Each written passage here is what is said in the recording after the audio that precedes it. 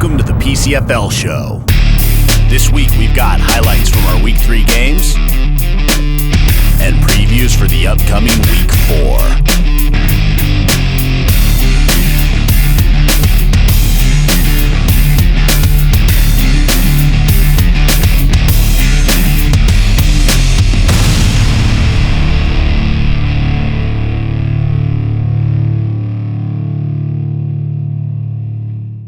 The PCFL show is brought to you in part by MD Concepts. For all your design needs, call 916-747-9255. Also by HostedSports.com, the only one-stop place for all sports on the web.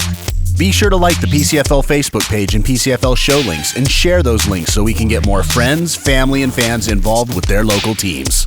Also, check out the PCFL Media channel on YouTube. Go to youtube.com/PCFL Media. Also, check out thepcfl.com for more information.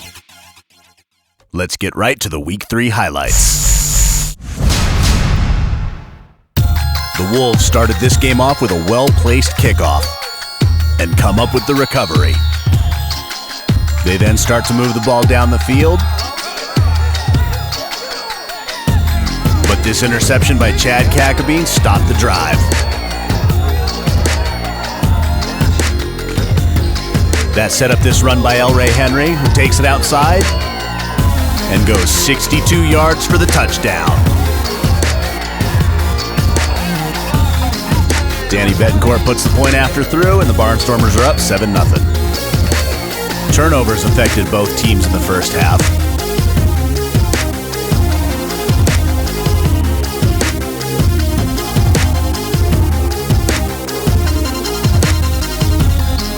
Later in the second quarter, this run by Dante Mills puts the Barnstormers in excellent field position.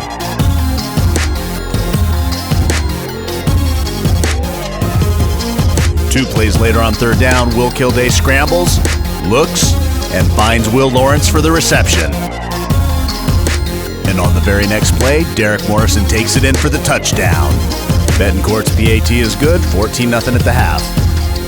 In the third quarter, the Wolves start moving the ball, but another interception stops the drive as Chad Kakabine comes down with his second of the day.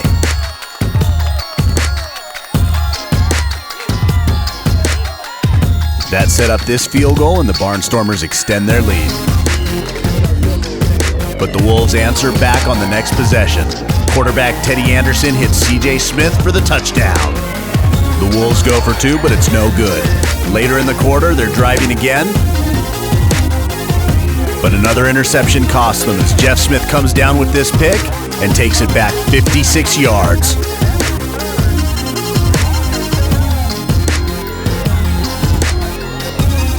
That set up this touchdown pass to Will Lawrence.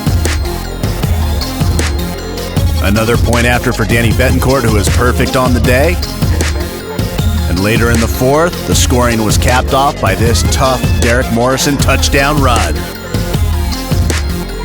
And your final score, Central Coast Barnstormers 31, West Valley Wolves 6.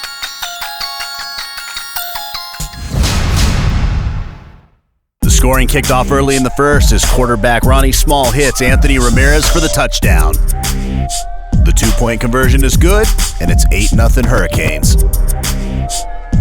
Later on in the second quarter, the Hurricanes are driving again. This handoff goes to Brenton McCreary, who breaks a few tackles and fights in for the touchdown. The Hurricanes go for two again, but the Outlaw defense stops them just short of the goal line. Later in the second, quarterback Trent Thompson hits Terrell Woodall, makes a couple of good moves, and goes all the way for the touchdown. The extra point by Richard Moncayo is good, and it's 14-7 at the half. Late in the fourth, the Hurricanes are running out the clock, but there's a fumble, and the Outlaws have excellent field position. So the Outlaws look to power it in. They toss it to Terrence Williams, and he gets nothing. Next down, same play, better results. Setting up third and short. They get the touchdown, but there's a flag. So they have another shot, and Thompson hits Woodall for their second of the day. Touchdown. They go for the extra point to tie it up and take it to overtime, but it's no good. And your final score, Hurricanes 14, Outlaws 13. Early in the first, the Bears drive stalls. They punt, and Stallions kick returner Tiger Casanova fumbles it, setting the Bears up at the 31-yard line with a short field. A few plays later, Logan Hollis hits Keith Schenkel, who takes it in for the touchdown. Pat Powers puts the extra point through, and it's 7-0. Later on, Bears get the ball back, but the Stallions D steps up. Stephen Fowler tackles for the loss. Later in the drive, Logan Hollis looks, hits his receiver, but the ball comes loose. One ref signals touchdown, but there's a conference, and it's ruled incomplete. But the Bears come up empty-handed as Pat Powers pushes it right. The Stallions take over, and running back Alay Dupree starts to get into the groove. The Stallions drive stalls, but so does the Bears.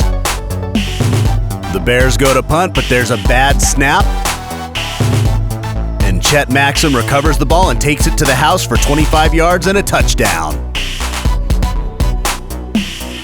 The extra point is good, and we're tied at 7. The Bears answer back by putting together a great drive.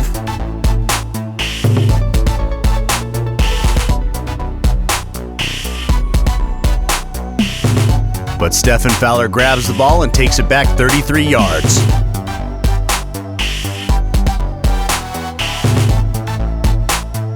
After the interception, the Bears defense gives up nothing to the Stallions, and on 4th down they go for it, but the ball comes loose and the Bears recover.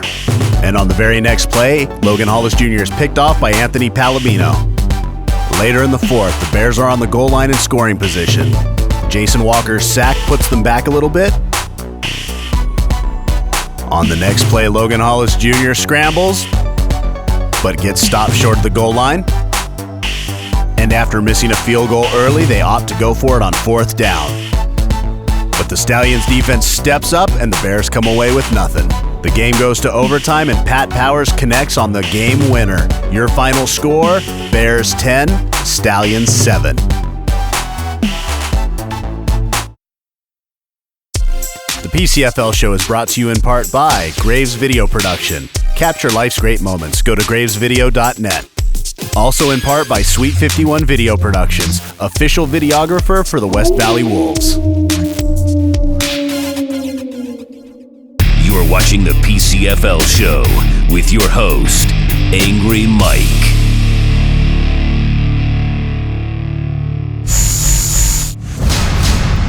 The scoring got started in the second quarter when Vernon Pope Banks hit Earl Williams for the touchdown. The point after was no good, leaving it a 6-0 ball game. Later in the second quarter, the Heat answer back with this touchdown run. And the extra point was good, going into the half with a 7-6 lead. In the third quarter, a running back not named Curtis Berry gets the ball, and Willie Evans takes it in for the touchdown. Extra point was good, and the War Angels are up. And the Heat answer back with this Ben Weaver run for a touchdown. The extra point is blocked, and the score is 13-all with 6:20 left in the third. Later in the third, the Heat look like they're going to take the lead, but Weaver's pass is picked off, and the War Angels offense goes to work. Curtis Berry gets the carry, and Vernon Pope Banks hits Mike Harris for a completion over the middle. And War Angels kicker Milen Mihailoff puts it through for 3. With only 43 seconds left on the clock, it's over, right? Nope, tell that to the Heat. Ben Weaver drops back, rolls out, looks and finds Riley Peterson down the sideline. And he takes it 72 yards. And that sets up this play. Weaver drops back and rolls to his left. Not able to find anybody, he cuts back. Tackle John Wynn seals the edge on the goal line, and Weaver hits the corner for the touchdown. The extra point is blocked, and the Heat are flagged for kicking the ball. 9 seconds left on the clock, and the Heat squib it down the middle of the field. Mike Harris gets the ball at the 15. Catches a block. He's got open space in front of him. But the Heat catch up to him. And your final score, Reading Heat 19, Richmond War Angels 16.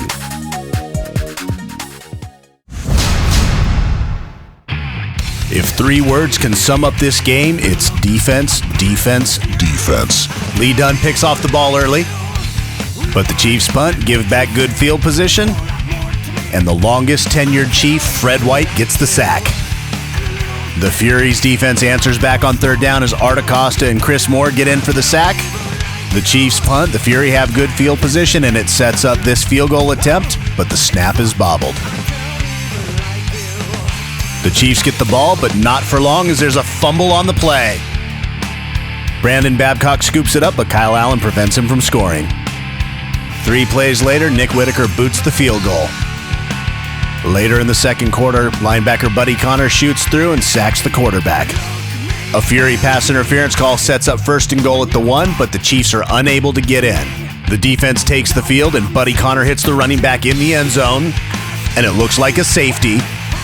But the refs rule forward progress on the 1-inch line. The back and forth continues on defense as Eric West picks off this pass, and Tyone Little tackles for a loss.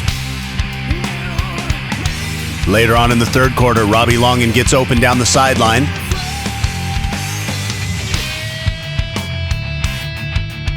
That sets up this 19-yard pass to Longan for the touchdown. The Chiefs try to get some points on the board, but it's blocked at the line of scrimmage and returned deep into Chiefs territory.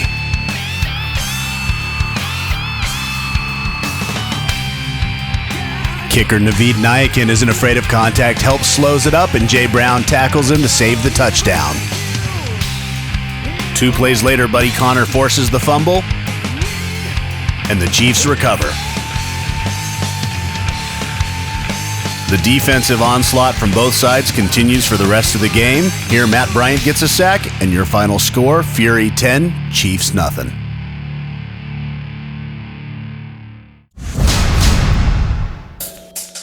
The ball bounced the right way for the Knights early on as Tay Barbary takes the ball inside the 10.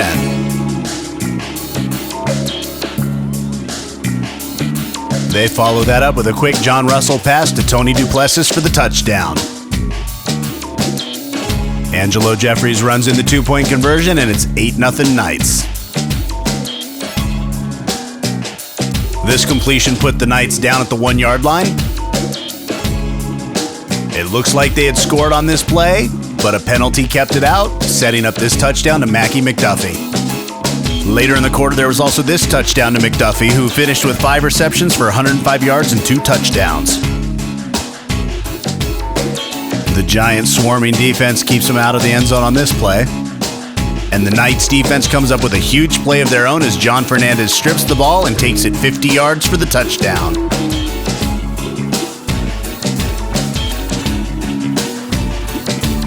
The Knights convert, and it's 22-0. The Giants work down to the goal line behind the running of number 89, Rob Sherman, who punches it in with this 2-yard touchdown. The 2-point conversion is good, and it's 22-8 Knights. After a pass interference penalty, Marquez Shaw connects to a sliding Deshaun Hosey Jr. for a 10-yard touchdown. The 2-point conversion is good, narrowing the gap. The Knights answer back with a bulldozing 32-yard touchdown run by Angelo Jeffrey.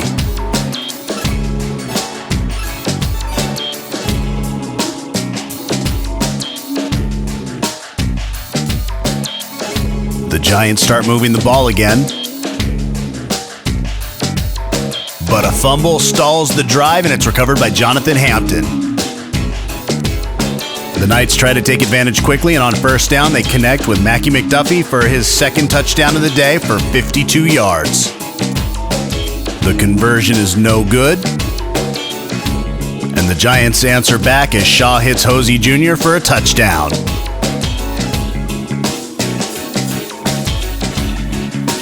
Giants go for 2, and it's good. And as John Russell drops back to pass, he's hit by Thomas Bell of the Giants, forces the fumble, and Emmanuel Tyler runs it back for the touchdown. The 2-point conversion is no good, leaving the Giants down by 4. They complete this pass, getting them within the 10-yard line. But this sack sealed the game.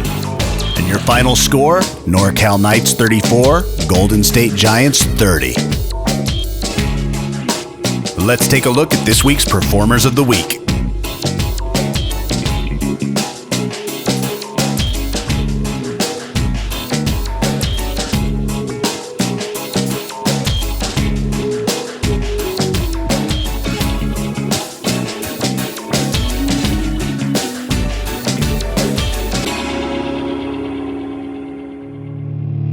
You're watching the PCFL show. After 3 weeks of action, the Wolves and the Giants find themselves in the same position. They're both 1-2, and they've both had strong showings against strong opponents. Can the Giants continue their improvement? The Wolves started out strong, but seemed to falter last week. Was it the start of a downward spiral, or will they regroup and come back and play the way they played in the first 2 weeks of the season? The Wolves take on the Giants this Saturday at Galileo Academy Field, 1 o'clock kickoff, sponsored by Auto Logic. Call 650-589-9791. The last time the Bears lost was to the Reading Heat in the conference championship game. They've had a strong start defensively and are looking to continue their undefeated streak against the Heat. Is this the game that the Bears offense finally gets on track? Meanwhile, the Heat are coming off a big win last week, and they want to keep that momentum going to claw their way back to 500. The Bears take on the Heat this Saturday at Shasta College, 6:30 kickoff, sponsored by Market Street Steakhouse, proud sponsors of the Reading Heat. The Barnstormers had an impressive outing against the Wolves this past week. A solid running game and an opportunistic defense put the Barnstormers in position for their best win of the season. They travel to take on the East Bay Outlaws, who were 1 point away from overtime this past week. Both teams have played the Hurricanes tough, so if common opponent is an indicator, this could be one heck of a game. The Barnstormers take on the Outlaws 6 o'clock at Mount Diablo High School, sponsored by Pittsburgh Smog. Call 925-432-7277. Have the War Angels done enough in the passing game to give their quarterback confidence, or will they fall back on the reliable feet of Curtis Berry? The Fury defense has shown it's more than capable to keep them in close games, but can their offense help take some of the pressure off? The Fury take on the War Angels this Saturday at Duker Stadium at Pinole Valley High School, 7 o'clock kickoff. The Hurricanes have shown improvement every step of the way so far this season. Can they keep growing as a football team against a tough Knights opponent that's shown to have a balanced offense and defense? Meanwhile, the Knights have shown they can put up points and put them up fast, but they also seem to be playing games closer than they need to. Is this the week that they put it all together? The Knights take on the Hurricanes this Saturday at the Great Bowl in Lodi, 5:30 kickoff. Kyle Allen did a great job filling in at quarterback this week, but can the offense get clicking with him back at his natural receiver spot? And can the defense maintain their intensity? For the Stallions, let's hear it from Coach Zug. This is the best talented, the best team that I've had in a long time. This is the best team that I've ever seen to be 0-3. Right now, what really matters, guys, is next week. Because now, you know how good we are. They know how good we are. Everybody knows how good we are. We have to come back hard next week. The South Bay Stallions take on the Solano Chiefs, 1 o'clock at Vaca Christian, sponsored by All Pro Security. Our focus is your security. That's it for this week's episode. Thank you guys for watching. Please share the show links on Facebook. Be sure to like the Facebook page. Also check out thepcfl.com for more info. I'm your host, Angry Mike, and I'll see you next week.